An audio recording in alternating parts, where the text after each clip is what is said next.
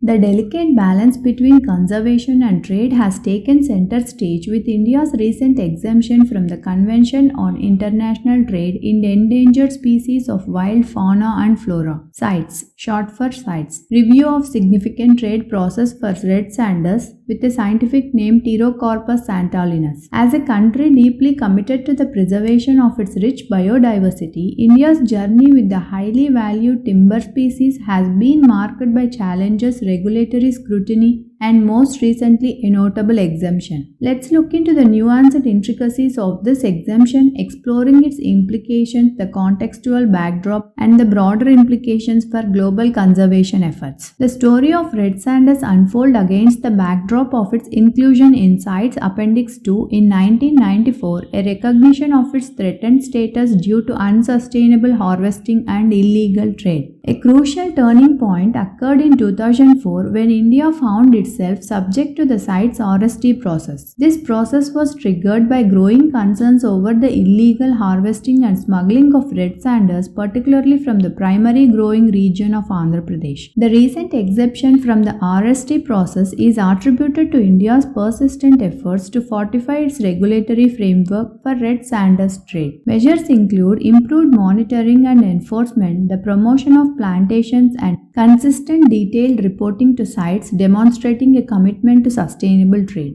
The exemption carries several implications that reach beyond India's borders. Positive impact on farmers. The newfound freedom to export red sanders timber presents a significant economic opportunity for farmers. Cultivators can now engage more freely in the trade, potentially stabilizing income and fostering economic growth in the red sanders dependent regions. Reduced regulatory burden. With the exemption, India is no longer subject to the additional scrutiny and reporting requirements under the RST process. This streamlining of administrative efforts can contribute to more efficient trade practices. Potential conservation benefits. If managed effectively, the exemption has the potential to encourage sustainable harvesting and trade practices. This could alleviate pressure on wild red sanders population, offering a glimmer of hope for the conservation of this threatened species. Balancing conservation and trade. The delicate balance between conservation and the trade is a challenge that demands a nuanced approach. CITES as a global regulatory framework endeavors to ensure that the trade of wildlife and plant species does not jeopardize their survival.